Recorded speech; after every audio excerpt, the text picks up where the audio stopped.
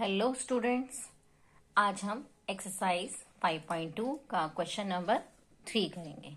Student, मैंने chapter 5 की एक बेसिक वीडियो बनाई है। आप इस चैप्टर को करने से पहले उस बेसिक कॉन्सेप्ट की वीडियो को जरूर देखिएगा।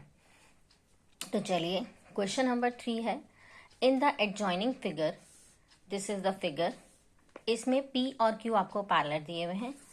फाइंड द अननोन एंगल्स, और आपको कुछ अननोन एंगल्स जो इसमें है, जिसे A, B, C, D, E और F से डिनोट किया हुआ है, वो आपको फाइंड करने हैं। सो this is the figure students. इसमें आपको P और Q, ये जो लाइन है, पैरेलल दी हुई है। और मैंने आपको बताया था कि पैरेलल लाइन पर अगर कोई लाइन डिस्टिंक्ट पॉइंट्स पे कट करती हुई जाती है तो उसे हम ट्रांसवर्सल कहते हैं। तो जब पैरेलल लाइंस और ट्रांसवर्सल होती है तो उसमें कुछ रिलेटिव एंगल्स बनते हैं। तो हम उसी प्रॉपर्टी की हेल्प से सारे एंगल्स को फाइंड करेंगे। स्टूडेंट, पहले आप देखिए 125 और F, अगर आप देखिए, ये क्वेश्चन बहुत सारे तरीके से हो सकता है। अगर आप 125 और F को देखिए और बाकी फिगर को आप हाइड कर दीजिए इस तरह से, तो ये आपको एक स्ट्रेट लाइन पर बने हुए दो एडजेसेंट एंगल्स दिखाई देंगे।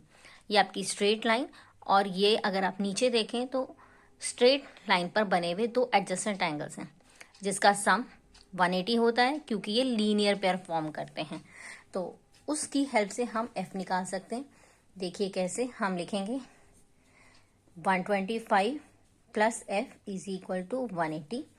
Why 180? Why they are 180? Why they are supplementary? Because they are linear pair. So 125 plus X is equal to 180. Student, आप लीनियर इक्वेशन का चैप्टर कर चुके होंगे, जिसमें वेरिएबल की वैल्यू अगर निकालनी हो तो उसके साथ अगर कोई नंबर प्लस में होता है तो वो दूसरी साइड पे शिफ्ट होकर माइनस में चेंज हो जाता है। और अब आप जब इन दोनों को माइनस करेंगे, then you will gate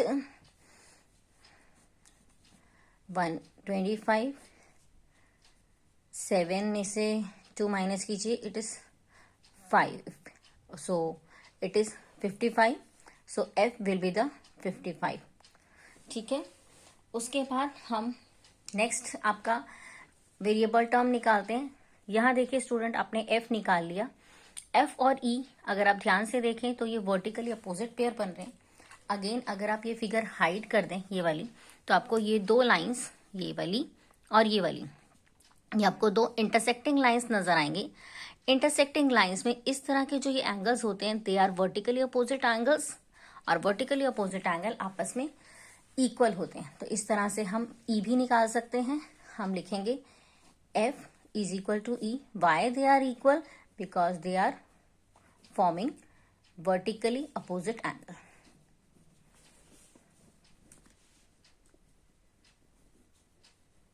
So F आपने क्या निकाला था? F आपने 55 निकाला था। So आपका E भी 55 हो गया। राइट स्टूडेंट्स, इसके बाद हमारा यहाँ पे ये दोनों मिसिंग टर्म्स निकल गई हैं। अब हम इस तरफ देखते हैं। जब हमारी लाइंस पैरेलल होती हैं और ट्रांसवर्सल होती हैं तो ये वाला एंगल 125 और ये D, ये दोनों कॉरस्पॉन्डिंग पेयर होते हैं ट्रांसवर्सल के सेम साइड पर, लेकिन एक इंटरनल रीजन में और एक एक्सटर्नल रीजन में। तो ये आपके होते हैं कॉरस्पॉन्डिंग पेयर। और अगर लाइंस पैरेलल लाइंस हैं तो ये कॉरस्पॉन्डिंग एंगल्स आपस में इक्वल होते हैं। सो D आपका 125 आ जाएगा। क्योंकि आपको P और Q पैरेलल दिए हुए हैं, इसीलिए आपका जो D है वो गिवन एंगल 125 के बराबर है। क्यों है? क्योंकि पैरेलल लाइंस के कॉरस्पॉन्डिंग एंगल्स आपस में इक्वल होते हैं। Corresponding angles. तो इस तरह से हमारा D भी हमने कैलकुलेट कर लिया है। नेक्स्ट अब टर्न आती है D के बाद। अगर आप स्टूडेंट्स ये देखिए B, आप इसको वर्टिकली अपोजिट एंगल कह सकते हैं कि D और B आपस में इक्वल होंगे, जैसा अभी हमने यहाँ E और F में देखा था। तो सेम उसी तरह D और B भी आपस में इक्वल होंगे। D is equal to B। क्यों इक्वल होंगे? क्योंकि ये वर्टिकली एंगल्स फॉर्म कर रहे हैं, वर्टिकली अपोजिट एंगल्स फॉर्म कर रहे हैं। आपका डी अभी हमने निकाला, दैट इज 125, अभी हमने कैलकुलेट किया, ये रहा ऊपर, देयरफॉर बी इज ऑल्सो 125। तो इस तरह से हमने बी भी कैलकुलेट कर लिया। आगे देखते हैं स्टूडेंट्स।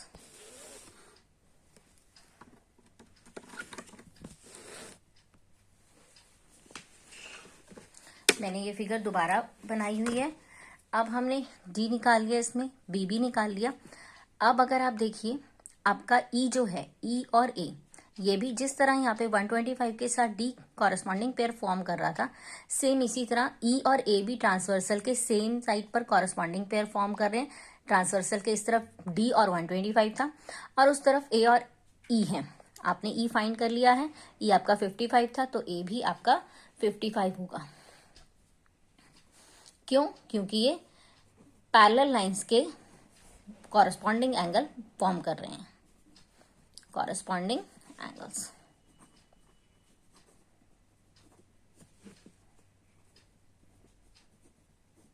तो हमने ई जिस तरह से निकाला था 55, तो आपका ए भी 55 होगा, ए इज ऑल्सो 55।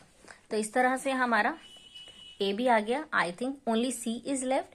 सी आप कैसे भी निकाल सकते हैं, आप डी के साथ सी लीनियर पेयर फॉर्म करके निकाल सकते हैं, आप वर्टिकली अपोजिट से निकाल सकते हैं, आप इसके साथ कॉरेस्पॉन्डिंग पेयर से निकाल सकते हैं। So there are so many option for finding these angles. तो मैं सी को ए के साथ कर रही हूँ वर्टिकली अपोजिट में। ए और सी आपके वर्टिकली अपोजिट एंगल्स बन रहे हैं। और क्योंकि आपने ए निकाला है, ए आपने देखिए ऊपर लिखा हुआ है, ए आपने 55 निकाला है, तो आपका सी भी 55 डिग्री होगा। सो इस तरह से स्टूडेंट हमने इस क्वेश्चन के सारे एंगल्स फाइंड कर लिए हैं, जो जो उन्होंने हमें अननोन नंबर्स दिए हुए थे, अननोन वेरिएबल्स दिए हुए थे। So this is the question number 3। Let's see question number 4। This is your question number 4। Question number 4 में क्या है student? Find the value of x. आपको ये इस फिगर में एक्स दिया हुआ है in each of the following figures if L parallel M. Again आपको ये दो लाइंस पैरेलल दी हैं और उस पर जाती हुई एक ट्रांसवर्सल है नेम टी। आपको एक एंगल गिवन दिया हुआ है कॉल्ड 110 डिग्री जिसकी वैल्यू है, और आपको एक्स वैल्यू फाइंड करनी है। तो देखिए स्टूडेंट, अभी जो ये एंगल गिवन है और जो मुझे फाइंड करना है, इसमें कोई रिलेशन नहीं है, लेकिन हाँ, हम इसकी हेल्प से कोई और एंगल फाइंड करके हम इसको निकाल सकते हैं। स्टूडेंट, इसके भी बहुत सारे तरीके हैं। मैं क्या करती हूँ, मैं ये वाले एंगल को, इसको कुछ नेम ले लेती हूँ, से ए। अगर आप इसको अपनी हेल्प के लिए कुछ एंगल को अपनी तरफ से नेम करते हैं, तो आपको जब पेपर में ये क्वेश्चन आता है तो आपको अपनी फिगर बनाकर उसमें ये ए एंगल अपनी फिगर में अपनी आंसर शीट में मार्क करना होगा। अदरवाइज आपको मार्क्स नहीं मिलेंगे, बिकॉज आपकी टीचर नहीं जानती कि आपने ए किसे लिया है। That's why when this question you find in your exam, make the figure and mark the angle A या whatever you have take by yourself. Okay, so 110 और ए आपके वर्टिकली अपोजिट एंगल्स हैं, तो ए भी आपका 110 होगा क्योंकि vertically opposite angles आपस में इक्वल होते हैं। So I write here A is equal to 110 because ये वर्टिकली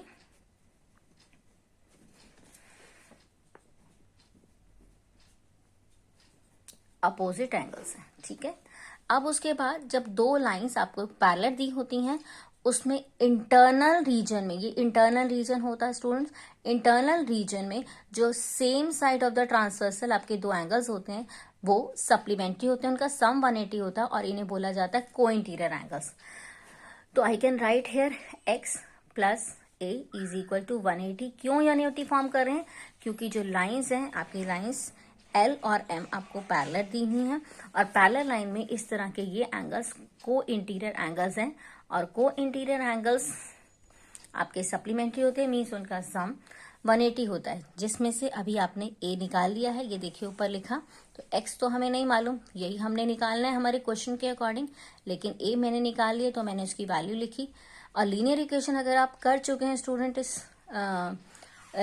इस बुक में, तो आपका उसके अकॉर्डिंग ये प्लस में जो राइट साइड पे जब शिफ्ट होगा तो it will be have minus sign with it, और जब आप इसे माइनस करेंगे you will get 70 degree as a answer of x. So x, what is the value of x angle? It is 70 degree, right? Now come to the second part of this question. This is the second part. In this second part, you have given L parallel M. Student, ये जो L parallel M है ये question की heading में लिखा हुआ है जो कि दोनों पार्ट्स के लिए है. ठीक है, तो हमें L और L पैरेलल दी हुई हैं लाइन्स. स्टूडेंट ए और बी मत ले लीजिएगा क्योंकि क्वेश्चन में गिवन नहीं है. भले ही आपको देखने में जरूर लग रही होंगी, लेकिन अगर क्वेश्चन में गिवन नहीं है तो हम ये लाइंस को पैरेलल नहीं ले सकते. क्वेश्चन में एल और एम लाइंस पैरेलल है तो आप उसी को यूज करेंगे. हमें ये एंगल दिया हुआ है 100 डिग्री, ये एंगल दिया हुआ है 80 डिग्री और मुझे निकालना है एक्स. बहुत आसान है, आप इसको डायरेक्टली देखिए. अगर ये दो लाइंस पैरेलल हैं एल और एम, अगर आप नीचे की फिगर को हाइड कर दें, अगर मैं नीचे की फिगर को हाइड कर देती हूँ कुछ इस तरह से, तो आप देखिए एल और एम पैरेलल हैं और उस पर ये जो ए लाइन जा रही है ये ट्रांसवर्सल है. और ट्रांसवर्सल के सेम साइड पे अगर एक बाहर एक्सटीरियर रीजन पे और एक इंटीरियर रीजन पे एंगल होता है तो हम उसे कॉरस्पॉन्डिंग एंगल्स कहते हैं. और कॉरस्पॉन्डिंग एंगल्स आपस में इक्वल होते हैं. तो ये बहुत आसानी से निकल गया, आपको इस 80 डिग्री की जरूरत भी नहीं पड़ी. तो मैं लिखूंगी कि x जो है वो आपका 100 डिग्री होगा because they form corresponding angles. हम इस क्वेश्चन को और भी बड़े अलग अलग डिफरेंट वे से निकाल सकते हैं. देखिए स्टूडेंट, ये 80 है. अगर मैं यहाँ से इसको अगेन कॉरस्पॉन्डिंग करती तो यहाँ पे भी 80 आ जाता. 80 क्योंकि ये लाइंस ये लाइंस पैरेलल नहीं है, ये भी ए और बी, तो ये 80 नहीं हो सकता. तो हम 80 की हेल्प से इसे नहीं निकाल पाएंगे. हम पैरेलल लाइंस और ट्रांसवर्सल अगर ए देखें तो हम इसे कॉरस्पॉन्डिंग पेयर की हेल्प से ही निकाल सकते हैं, जैसा कि मैंने किया है. तो this is the second part of this question. Student, आज हमने आपकी एक्सरसाइज 5.2 के क्वेश्चन नंबर 3 और 4 किए हैं. होप आपको अच्छे से समझ में आया होगा. प्लीज अगर आपको समझ में आ रहा है तो मुझे इस वीडियो को लाइक कीजिए और अपने फ्रेंड्स के साथ शेयर कीजिए and subscribe also. Thank you.